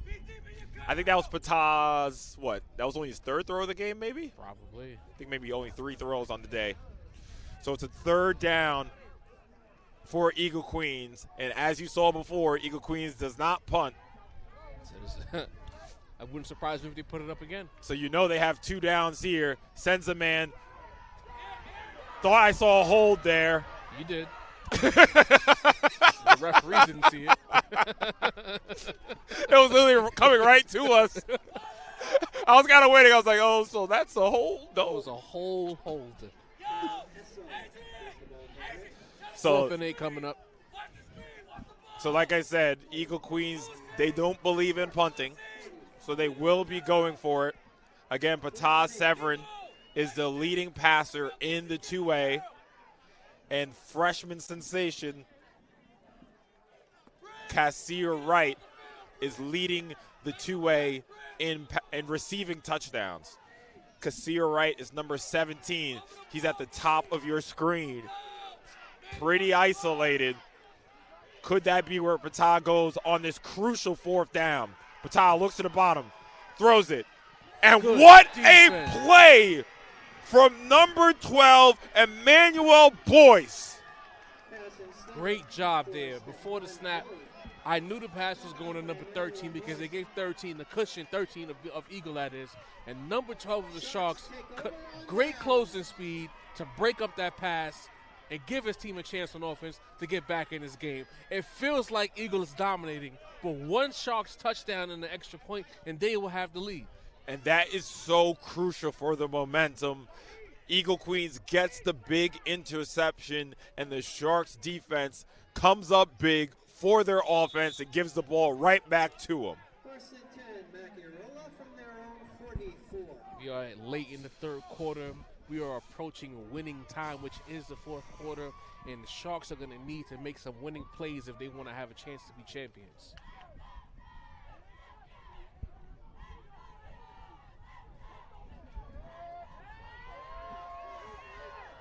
First down at the 44-yard line. 3 wide receivers set. 2 backs. Slight adjustment by the quarterback. Takes a snap. And he's Looking to putting it throw. up on the wheel route. And it is almost intercepted. Great aggressive play call. But you got to throw that one back shoulder to give your receiver a chance. And that is Kyle Esso on the pass defense. Kyle almost intercepted that. Oh, yeah. He threw it right to him. From the Sharks 44. So it's going to be 2nd and 10. Again, as they're down They're going back. They're going to the Ray Jarvis School of Offensive Play Calling, It's about throwing time. the ball. What Meek Mill said, scared money don't make no money. Put that ball in the air. As they hand it off. Wait, they blew the whistle. Wait, I heard You a did whistle. hear a whistle. You did. Look at the lines, Judge. Oh, he blew that whistle way too early. Wow, let's check his parlays. What's going on here? Whoa. You guys might not be able to see, but there's a linesman calling the play dead 5 yards from where Cisse eventually got tackled. Wow, as you see it now, only a gain of 1, and he clearly got about 6-7 yards on that play. It's amateur hour at the Apollo for these referees, man. You can't blow that dead there. Wow, he blew that really What are you early. doing? We're not here to see you, ref. Call a play when it's actually dead. If you haven't noticed, Sage, I have a problem with referees. Ray has a problem with quite a few things. Running the ball, the referees, the cold, Do what I want to see. his That's really it. co-commentary enjoying some hot chocolate. Hey, man. What else you got? What else don't you Hey, like, you man? betrayed me with that, man. That's when I came through. And mind you, the steam was coming out of that cup. I'm like, oh, so all right. All right, Andre. Yo, man, they saw me wearing the Sage jacket and handed me a hot Oh, chocolate. I'm you supposed to VIP say no. here. I'm supposed to say no. Oh, okay. You're supposed to say, yo, can my mans get one? That's what you're supposed to say. Yo. Ray, I'm going to make sure I get you a hot chocolate It's all right. It's between all right. these games. It's okay. The Sharks' offense needs some hot chocolate. They better put the ball in there. 4 wide receiver set, takes a snap. Airmails the drag route. Had his man who was wide open with yardage to spare. Let me tell you something. I thought that was a screen the way there were so many Eagle Yeah. Queens guys in the Yeah. backfield. Listen, maybe somebody didn't get the play call right, but I don't know what happened at the line. There were 4 people sprinting at the Harris. Sheesh. Championship game jitters. We are approaching the fourth quarter. 1 minute left in the third. No points on the ball for the Sharks as the Eagle defense has locked in. One thing I've noticed, too, the Eagle defense kind of doesn't respect the passing game too much of the Sharks because the corners have been playing a lot of press coverage. There hasn't been too high looks. So they believe that the Sharks cannot throw on them. And I love it.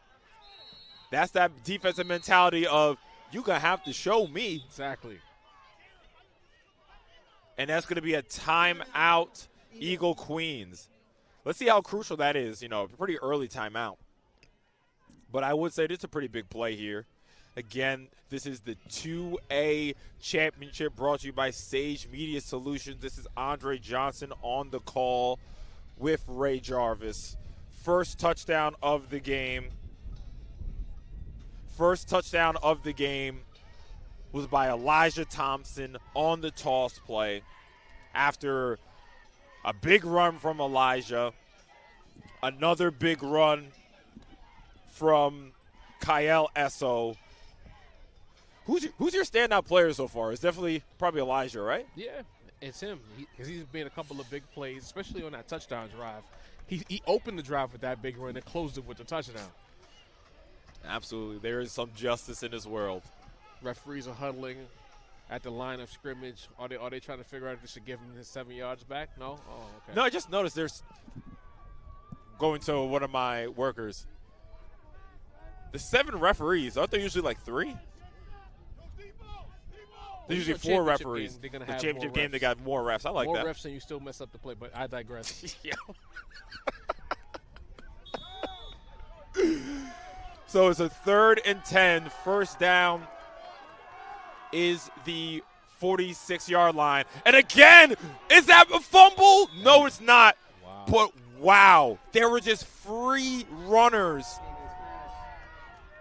at the Harris. Blitz off the edge. The offensive line offered no resistance. The quarterback is walking off the field frustrated.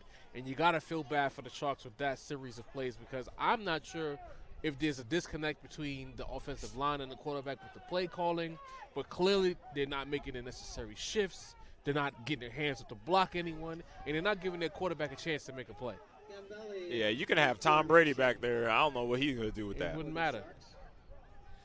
So, again, snap, catch, punt. 3 phases of football. Hopefully the Sharks don't have to waste a timeout here.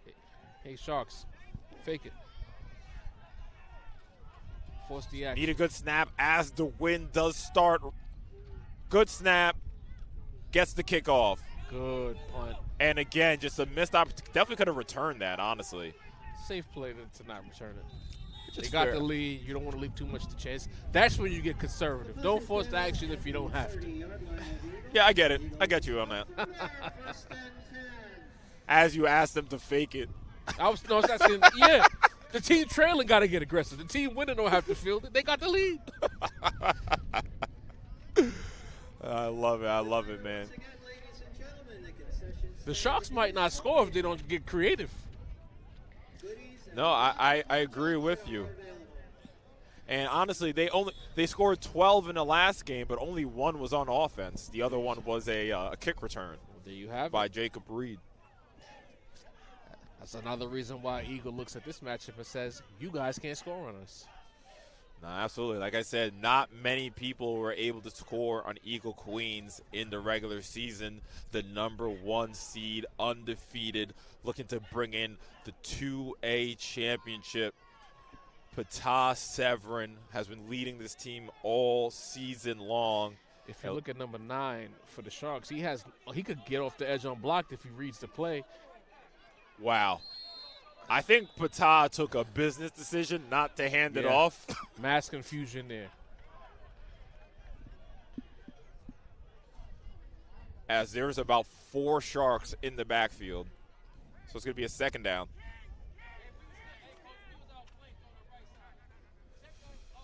Second and long coming up. I'm not sure if they'll get the play in before the end of the third quarter, but there's no rush by Eagle Queens as they have the lead.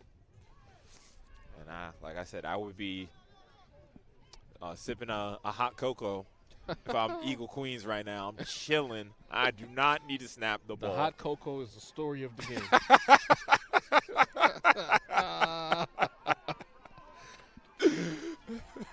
All right, so full house backfield. They do snap it. They hand it off, and it goes nowhere.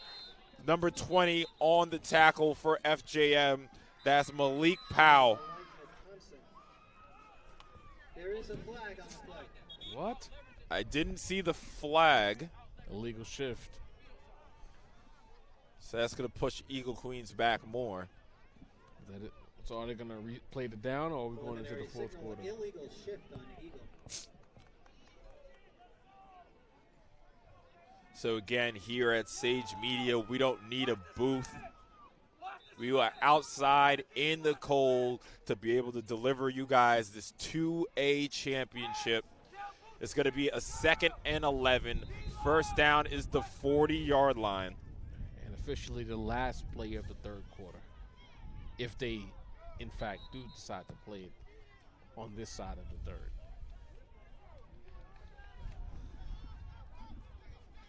Referee. I was surprised they snapped it before. Indeed.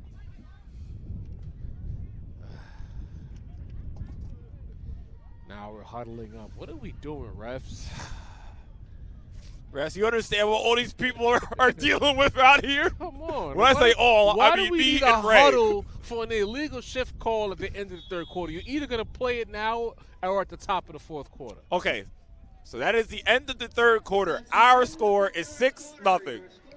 I think the referees were the last people to know it was the end of the third quarter. If they watch this stream, they're going to try to find me. So put your 4s up. 4's up in the chat. Money time. Championship time for both sides. One big play can swing the action. As much as Eagle Queens has dominated the action, one play can decide a championship for either team. Lock in. 4's up in the chat.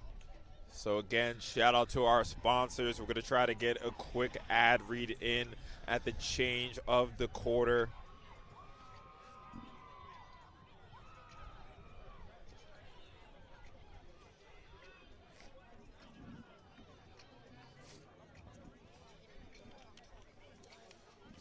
So in the top right of your screen,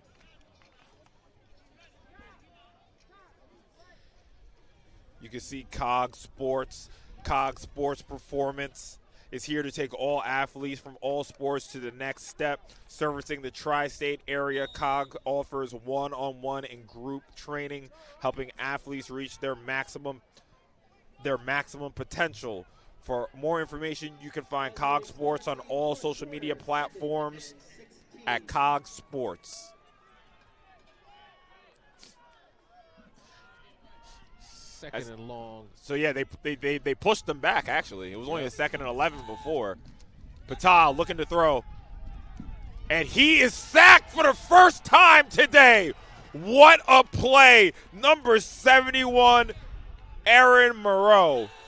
Aaron Moreau with the big-time push, getting the offensive guard, pushing him into the quarterback, securing the sack, setting up 3rd and long. The Sharks showing heart and tenacity, still in the understanding that one play, it could be a strip fumble and a touchdown, but one play can flip this game for the Sharks. Yes, that's Marrero, excuse me. So it is 3rd and... They shouldn't. It is 3rd and very long. They are snapping the ball on the 15-yard line, so it's 3rd and 35. They're snapping the ball on the 15-yard line. First down is the 40. One of our cohorts here. So it looks like they're going man-to-man. More pressure in front of PSAL. Still looking down the field. Just going to throw it to number 13. Makes it a 3rd down and manageable.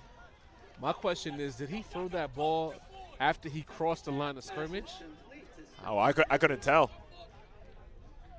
4th and long coming up. One of our cohorts at Sage asks us, should they go for it? In this situation, I would say no, given the Sharks such a good field position. But we know the answer to the question. Eagle Queens, they did the mathematics. They said we have the highest probability to win if we go for it on 4th down each time. It's risky, but they have the best defense in the two-way. They have the best thrower in the two-way, so they believe in him. So it's a 4th and 10 on their own 30-yard line. Trips to the top of your screen. PSAL looking down, has a man in the middle of the field, but he can't catch it, and there is no flag. Great coverage, great pass. They just couldn't convert it.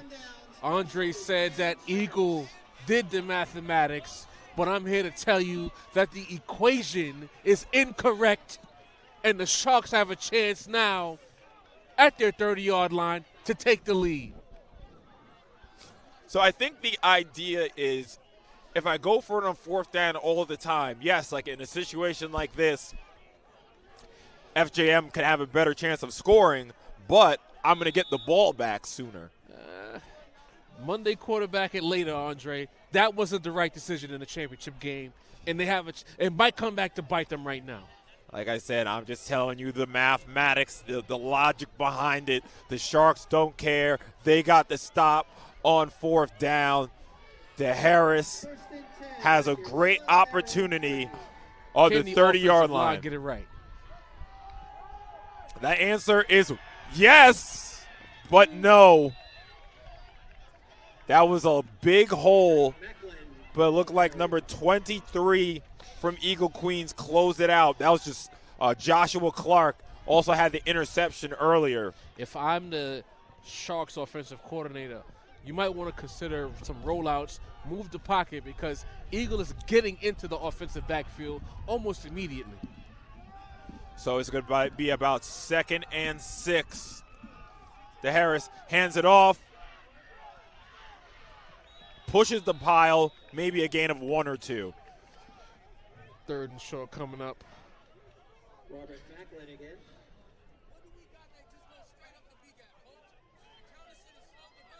So we moved the camera because we thought a player was hurt, but it looks like he's okay.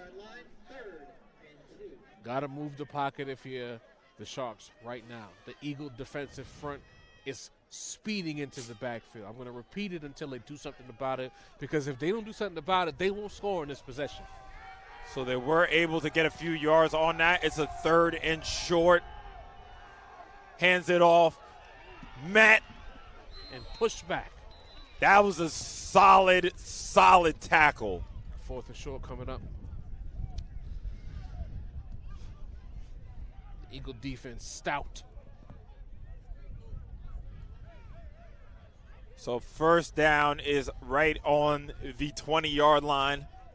Close to a first down. Oh, so it is enough? They gave it to him? No, It's it's 4th and short. It's 4th and inches. It is 4th and inches. Might be time for a tush push if you're the Sharks. This play is crucial if Eagle Queens could get off the field here. 4th and inches in this championship. He definitely has enough for it. Just enough for the first down. We are in high pressure, high tension drive. Biggest drive of the season for both sides. Is good enough for a Sharks first down. Will the Sharks put the ball in the air is the question. Just as inside the 20-yard line, officially in the red zone. 18-yard line. I want to see now I'm excited because this is going to decide a lot. Listen, man, I've been excited this whole time. We have just under 500 people. Let's see if we can get to 500 for this two-way championship. It might either be an offsides or a false start. It is an offsides. Wow. Huge call. Discipline, penalties, rearing his head at the worst possible time. 1st and 5 coming up for the Sharks. Fully into the red zone and a chance to tie and eventually take the lead. So as my guy Ray Jarvis said, it feels like Eagle Queens has been dominating this game. But just one score and FJM could have the lead. It's getting loud. We are on the Eagle Queens sideline trying to rally their defense, and they give the yards right back. Wow. Discipline. But then again, these are teenagers in a high-tension situation, high-pressure situation, and you're seeing them both sides flinching in the moment. To the 19. First and 10. So it will be 1st and 10 instead of 1st and 5. Be mindful that the clock is still running. A little above 6 minutes left in the season for both sides. And just a reminder, the clock on the screen is not official. I'll try to run down and get them to adjust it as they hand it off again. It's a nice little game. So I will run down and That was Robert Macklin. talk to Zoe, the producer, make sure we get that clock settled. So I'll leave Ray for these crucial moments. Gain of 2 to the 17. 2nd and 8. 2nd and 8 coming up so far. The Sharks have decided to keep the ball on the ground. But let me tell you right now, they will not score a touchdown if they don't throw the ball here. They have to throw the ball. The Eagle defense has been swarming on each and every run. They've had to scratch and claw for every yard so far in this series. Hands it off to the outside. He has a sweep play, and the Eagle defense swarms to the football. What looked like it was going to be a big play was completely nullified by the Eagle defense. 3rd down coming up.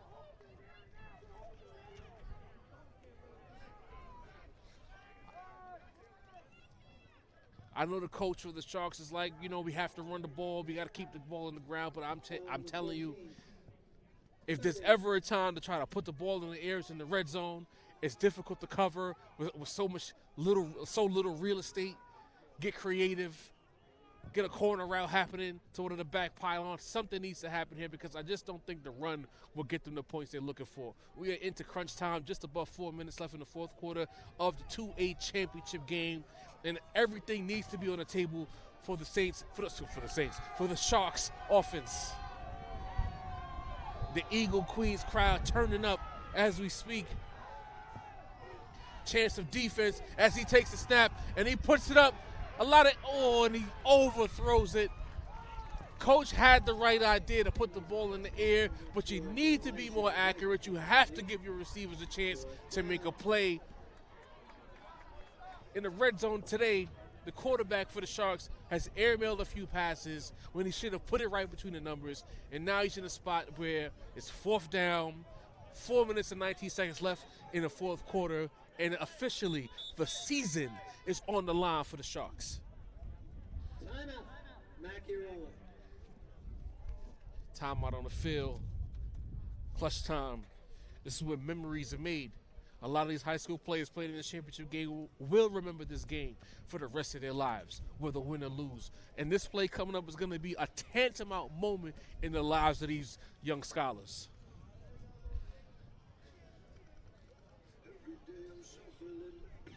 In Brooklyn, cold, not frozen tundra cold, but cold enough. I'm excited to see what they have in store. 4th and about 5 yards. Season on the line, because if they don't score here, I'm not sure if they're going to get the ball back. What will the Sharks do?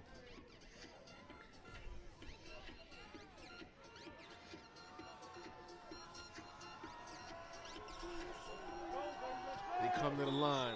Bunch formation to the right. One receiver to the left on an island. Everyone in the box for Eagle Queens. Biggest play of the season coming up. Takes the snap, and we have a whistle. False start against the Sharks as the moment once again gets a little too big for the team that's trailing. Ball is brought back to the 19-yard line, 4th and 10. You can't fault these kids for having these moments of fear, jitters. They're still kids in this high-intensity scenario.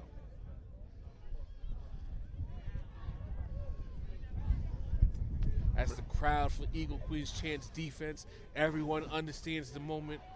Over 75% of the crowd is here on their feet, understanding how big this play is. 4th and 10, bunch formation to the right, single back to the left, one receiver to the left, everyone in the box for Eagle Queens. The ball is snapped. He drops it back to throw.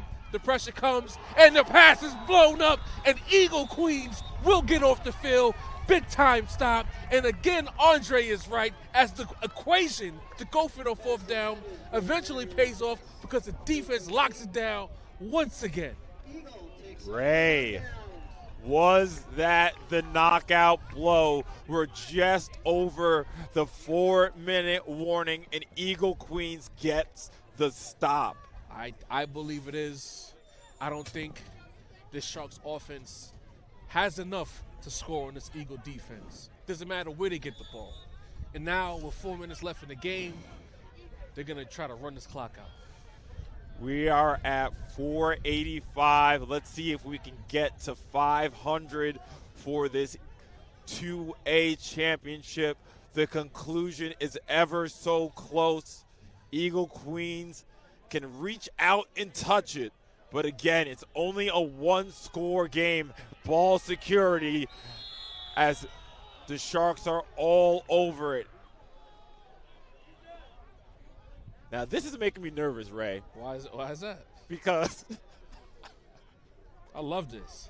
This is making me nervous because let's say they don't get any yards. Would they actually go for it? They will, because they believe their defense can stop them from scoring. At the 15-yard line in the championship game? They don't care.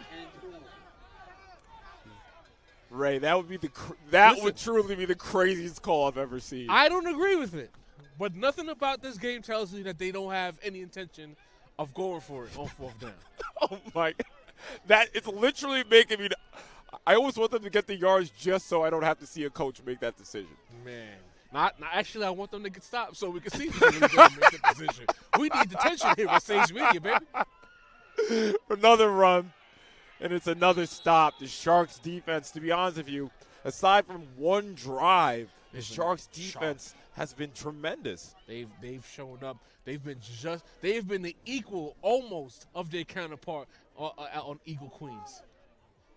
And every time they looked like they were on their heels, they stood up and got a stop.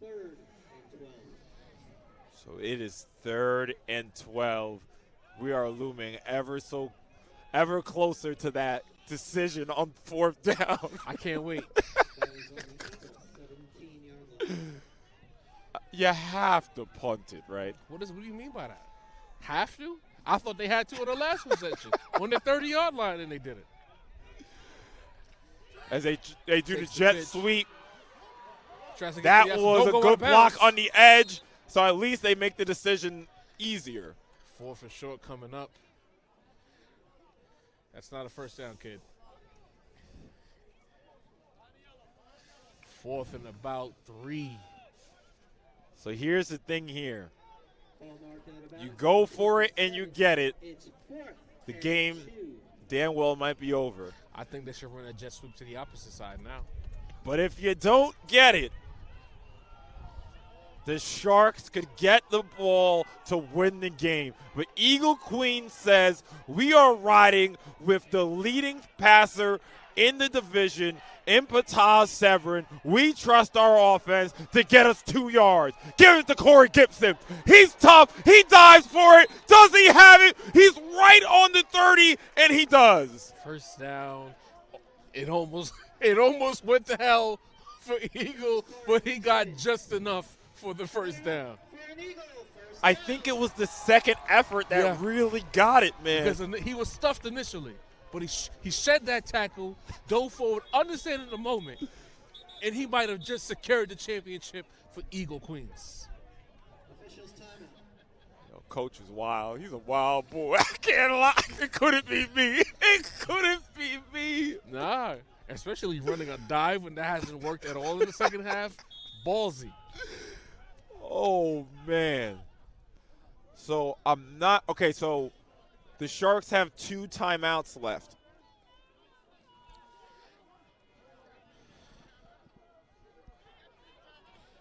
The clock on the scoreboard is still running, but that's a mistake. Actually, maybe it's not a mistake. I don't think they called a timeout. As they give it to Gibson again. And now they take the timeout. They didn't take a timeout before? I think they Man, were that saving was it to get after the first down.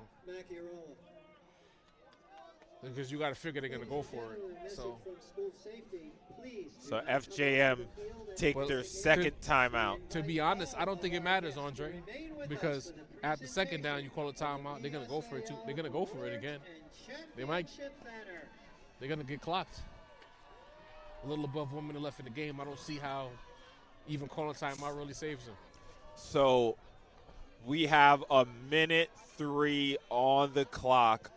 Will the PSAL 2A championship come to Eagle Queens? Will they take it home to Queens? Or will we see the Sharks manage to take it back to Sheepshead Bay, Brooklyn? I don't think so. I think this is where the story ends for the Sharks. Sad to say it, but just based on my simple math, 1 timeout left, 1 minute to go. Knowing that Eagle will go for it on 4th down, they're gonna have to force a turnover here. They hand it off to Elijah Thompson, Don't go and out of this bounds. first down And will he end it. goes out of bounds.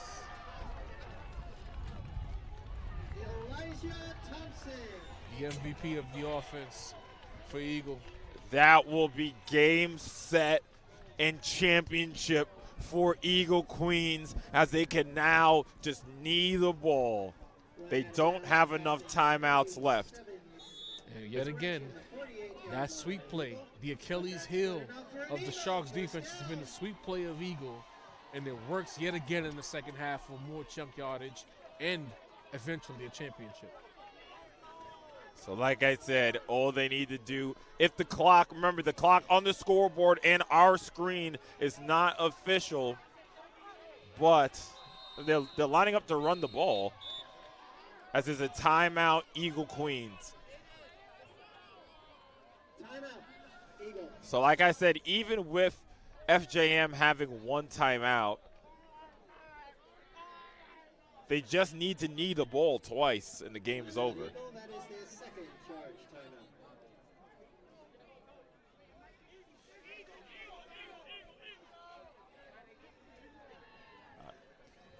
So Ray, Eagle Queens is on the cusp of completing an undefeated season and ending it with a championship. What I like about this is with that defensive performance, this Eagle Queens defense will be the standard for future defenses in this program, because they will always go back to the 2024 team to say, are you as good as our 2024 defense that carried us to a championship? They're stamping their name in the history books right now, and that's a big deal for these young scholars as they elevate and move on in their lives. 2024 standard-bearing defensive performance for the 2A eventual champion Eagle Queens. Yes, and this will be Eagle Queens' first championship, and they're halfway there from matching their brothers in Brooklyn, the field that they're playing on. As it looks like they will just need it. So that will be it. No. FJM do take one more timeout. Take their final timeout. But the young men of Eagle Queens know it. One more knee, maybe two more, and this game is over. You got the Eagle coaches on the sideline trying to do a gritty. What's going on? I wish you could have got that on camera. It might have been the worst gritty I've ever seen. But you can do what you want to do when you're a champion. You can see, look at that huddle right there. If you can zoom in. Eagle Queens offensive linemen emotional, hugging each other, man. It is on the screen. Thankfully, you guys can capture that moment. They understand it. But they have to complete the snap, Andre. This game ain't over yet. A bad snap, a fumbled snap, and the Sharks might have one more chance. It's just one more snap for the young men. Probably they have to snap it twice. So two more snaps. Two more snaps. One more snap now. Second and correction, third and 12. And let's not in this moment forget the effort of FJM. Only losing one game in the entire season, and that was the Eagle Queens. It looks like they won't be able to get the run back. But with this last snap, Eagle Queens will be your 2A champions.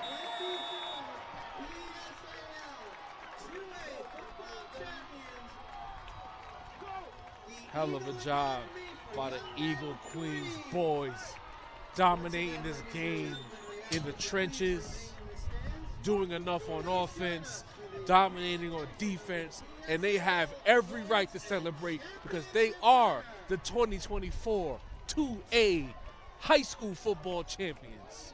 So this is Ray Jarvis and Andre Johnson, my guy Ray. We were going to try to warm up and get ready for that 3A championship between Brooklyn Tech and Fort Hamilton.